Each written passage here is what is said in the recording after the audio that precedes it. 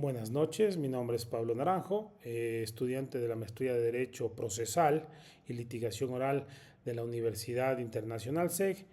En el presente caso, dentro de la materia Métodos Alternativos de Solución de Controversias y con la intención de presentar un resumen de un laudo de arbitraje internacional. Para el efecto, el arbitraje que me he permitido escoger es designado con el número CAN Santiago, número 3558181, donde se enfrentaron Interrao Ecuador versus Seleg EP. Analizaremos brevemente la jurisdicción del tribunal, los hechos claves, los alegatos de las partes y la decisión final del tribunal de arbitraje.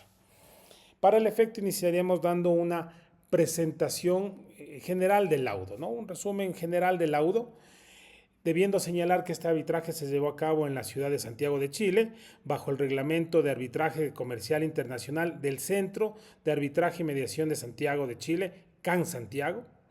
El tribunal estuvo compuesto por 3 árbitros, uno designado por cada parte y un tercero que presidió el tribunal, designado nominado vía sorteo. ¿Qué normas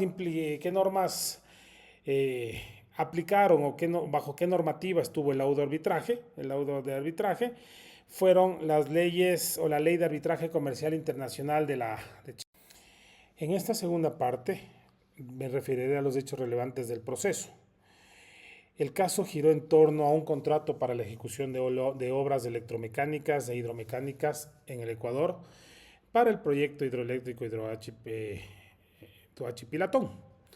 Como habíamos dicho, nos queremos referir que desde un inicio hubo retrasos significativos en la ejecución del contrato por problemas originados por cambios en el sitio de la casa de máquinas de Yuriquín debido a fallas geológicas, según argumentó la SELEC, y luego se ratificaron por Interroa. El plazo original de ejecución del contrato era de 44 meses con una fecha de finalización de mayo del 2015. Sin embargo, una adenda extendió este plazo hasta junio del 2016, donde posteriormente se le argumentó que Interroa no cumplió con la entrega de la obra ni con obligaciones contractuales adicionales. Por lo tanto, en marzo del 2017, luego de un proceso interno, SELEC emitió la resolución de terminación unilateral y anticipada del contrato que le llevó a este arbitraje. Sobre el tercer punto, respecto a los alegatos sobre el fondo del asunto, los méritos, debemos establecer que la parte demandada, la SELEC, justificó la terminación anticipada del contrato estableciendo 6 incumplimientos. Estos 6 incumplimientos se establecían o se señalaban de la siguiente manera: retrasos en la ejecución del contrato. Estableció que la empresa no cumplió con el plazo final del 12 de junio del 2016. Se argumentó que incluso con prórrogas la obra no se entregó a tiempo acordado. Es decir, se recordó que hubo un contrato inicial, una adenda, y finalmente no cumplió el plazo otorgado. La falta de entrega de cronogramas y la no actualización del programa de ejecución. SELEC sostuvo que estaba dentro de las obligaciones de Interroa el entregar de manera actualizada o constante los planes de trabajo conforme a las necesidades del proyecto, lo cual nunca ocurrió.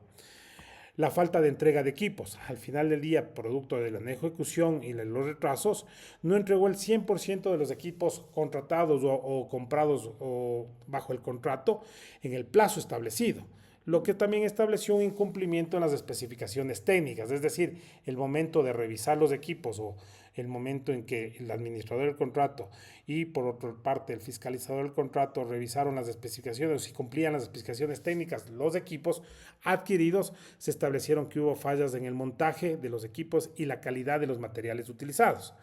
Y por lo tanto se alegó la falta de cumplimiento de obligaciones de mantenimiento y reparación. Es decir, podemos saber que en la parte de la casa de máquinas hubo una inundación en Ayuriquín y el incidente que se dio en el puente de la Grúa, que fue también de conocimiento público, donde no se llevaron a cabo las reparaciones debidas en estos eventos o tras estos eventos. Y por último, la falta de poderes suficientes del gerente del proyecto Interroa. Estos establecieron que el gerente del proyecto o el administrador del contrato de parte de Interroa para poder actuar y ejecutar dentro del contrato no tenía las facultades legales necesarias para él poder suscribir los contratos o los documentos que se generan dentro de la ejecución del contrato y que son habilitantes o que son vinculantes a la ejecución del mismo, para luego presentar una reconvención, la SELEC, es decir, la SELEC, más allá de sus alegatos primero establecidos a la cláusula arbitral y a la jurisdicción, y luego los alegatos de fondo, reconvino o se presentó una reconvención donde solamente no defendió su derecho, no solamente defendió su derecho a terminar el contrato, sino que también reclamó una indemnización por los supuestos perjuicios económicos causados por Interroa al Estado ecuatoriano. Por su parte, Interroa, en su calidad de demandante, por un lado rechazó las acusaciones de SELEC establecidas en... Respecto a la decisión del tribunal arbitral, me permito establecer en 4 o 3 puntos principales. Por un lado, en la primera instancia, el tribunal se declaró competente para conocer la disputa y rechazó el alegato o la objeción de SELEC respecto a la jurisdicción. Una vez habiéndose declarado competente para conocer el proceso, la disputa, analizó los alegatos de fondo, las pruebas presentadas por las partes, las pruebas practicadas, y determinó qué incumplimientos eran atribuibles en cada parte. En este punto hay que señalar que este fallo se basó o sí admitió que el mismo era en derecho, aplicando la legislación ecuatoriana y el contrato, ¿no?, que significa una ley para las partes y los términos del contrato.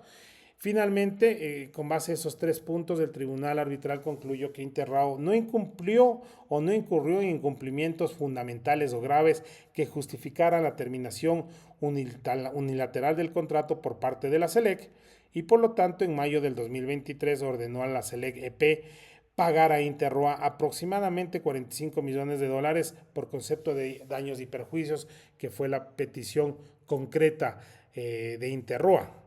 Para el efecto, creo, me permito señalar que este caso subraya la importancia de una redacción precisa y detallada de las cláusulas arbitrales que constan en los contratos públicos especialmente. Yo creía que en general en cualquier contrato donde las partes deciden someter la jurisdicción a la mediación y al arbitraje, la redacción de la cláusula arbitral, especialmente, y en este caso, en proyectos de contratación pública o de infraestructura de gran envergadura, que han significado grandes egresos para el fisco ecuatoriano. Asimismo, el laudo reafirma la necesidad de establecer mecanismos eficaces para la resolución de controversias, garantizando la continuidad y la ejecución de los proyectos estratégicos sin causar incertidumbres jurídicas que puedan afectar su desarrollo. Para un botón, el ejemplo que estamos dando del laudo. Desde una perspectiva jurídica, este arbitraje es un claro ejemplo de cómo los tribunales internacionales pueden aplicar normativas nacionales, no solamente normativas internacionales, en los contratos del sector público. Es decir, lo que se está sometiendo es una jurisdicción o árbitros imparciales, ¿no?, que deben ser imparciales, pero dan tranquilidad a las partes independientemente se aplique la normativa nacional. Como es el caso del sector público, logrando así un equilibrio en la autonomía de la voluntad de las partes y en el marco legal del Estado estable, con lo cual me atrevo a decir de que, y soy partidario de que los contratos, especialmente de inversión y los contratos de infraestructura pública, deben someterse a arbitraje, a un proceso de arbitraje internacional debido a la seguridad que establece al inversor y a las reglas del juego. Muchas gracias.